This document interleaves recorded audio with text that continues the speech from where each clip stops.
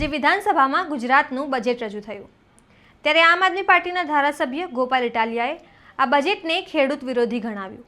તેમણે કહ્યું કે આ બજેટ ફક્ત અમદાવાદ અને ગાંધીનગર પૂરતું સીમિત છે। નમસ્કાર, હું છું ચંદ્રિકા પુત્ર નિરાલી।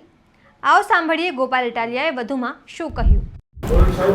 આજે ગુજરાતની વિધાનસભામાં માનનીય નાણામંત્રીશ્રીએ બજેટ રજૂ કર્યું અને સત્તા પક્ષ ભાજપ દ્વારા એવું કહેવામાં આવે છે કે આ ઐતિહાસિક બજેટ છે, અભૂતપૂર્વ બજેટ છે એવું કહેવામાં આવે છે।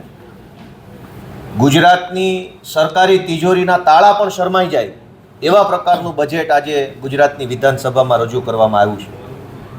એવું કહેવાય છે કે 4 લાખ કરોડ રૂપિયાનું વિશાળ બજેટ, પણ વાસ્તવિકતા એ છે કે ગામમાં પાણીની ટાંકીઓ નથી, આંગણવાડીમાં છોકરાઓને બેસવાની જગ્યા નથી, પણ બજેટ 4 લાખ કરોડનું આવી ગયું છે। સરકારી શાળામાં શિક્ષક નથી, પણ બજેટ 4 લાખ કરોડનું છે। એસટી ડેપોમાં બસ નથી, પણ બજેટ 4 લાખ કરોડનું છે। સરકારી કચેરીમાં સાહેબો નથી, પણ બજેટ 4 લાખ કરોડનું ઐતિહાસિક છે। ખેડૂતોને સમયસર ખાતર મળતું નથી, પણ બજેટ 4 લાખ કરોડનું છે। ખેડૂતો પોતાની જણસ વેચવા જાય ત્યારે એને પૂરા ભાવ મળતા નથી, પણ બજેટ ઐતિહાસિક 4 લાખ કરોડનું છે। એટલે જ મેં કીધું કે ગુજરાતની સરકારી તિજોરીના તાળાને શરમ લાગે એવો આ વિષય છે કે ક્યાં એટલા પૈસા છે, ક્યાં સરકાર કામ કરે છે, શેના 4 લાખ કરોડ અને શેની બજેટ। આજે આ બજેટની જો વાત કરીએ તો સરકારે ખૂબ મોટી મોટી જાહેરાતો કરી છે અને એમાં સૌથી મોટી બાબત એ છે કે ગાંડા બાવળ કાપવા માટે 97 કરોડ રૂપિયાની જોગવાઈ કરી છે। નવા ગાંડા બાવળ ઉગ્યા છે ક્યાં? 30 વર્ષથી તો ભાજપની સરકાર છે, કેવી રીતે ગાંડા બાવળ ઉગી ગયા? અને આટલા બધા ઉગ્યા પછી હવે પબ્લિકના પૈસે તમે ગાંડા બાવળ કાપશો?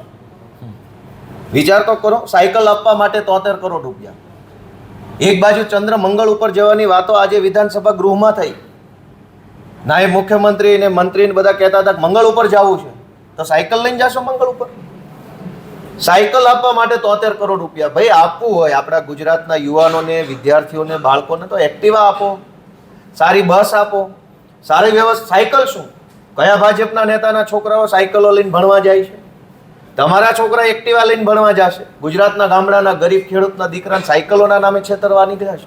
ગાંડા બાવળ કાપવા 97 કરોડ, સાયકલ આપવા માટે 73 કરોડ, અને આ વખતે એક નવી જોગવાઈ આવી છે કે જે ગુજરાતમાં દારૂબંધી છે એ ગુજરાતમાં નશા મુક્તિ કેન્દ્ર ખોલવા માટે 15 કરોડની જોગવાઈ કરી છે। એટલે વધાવો બધા, ગુજરાતમાં દારૂબંધી છે, દારૂ નથી વેચાતો, ડ્રગ્સ નથી વેચાતો, તો આ નશા મુક્તિ શેની કરવાની છે?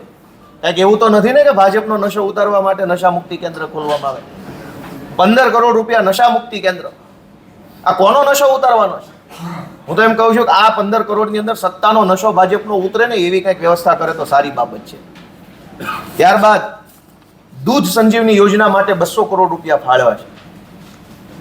દૂધ ગામડાના ગરીબના દીકરાને મળે એ તો સારી બાબત છે, પણ હમણાં કેટલાય સમયથી આપણે જોઈએ છે કે કેમિકલ વાળું નકલી ઝેરી દૂધ વેચાઈ રહ્યું ચારે બાજુ।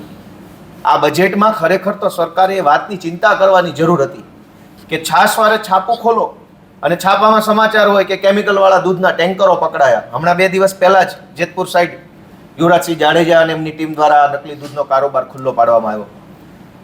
હજારો કરોડો લીટર ઝેરી કેમિકલ વાળું બનાવટી પામ તેલથી બનાવેલું ઝેરી દૂધ વેચાય છે, એની ઉપર સરકાર બજેટમાં એક શબ્દ બોલવા તૈયાર નથી। દૂધ એ બહુ પવિત્ર વસ્તુ છે। દૂધ એક આપણને પશુપાલન કરતા પશુ તરફથી મળે ને એક માનું દૂધ છે, તો જ્યાં જે દૂધ આપે છે પશુ પણ માં છે ને આપણી માં પણ માં, માં જેવી માનું દૂધનું પણ આ લોકોએ કેમિકલ વાળું કર્યું છે।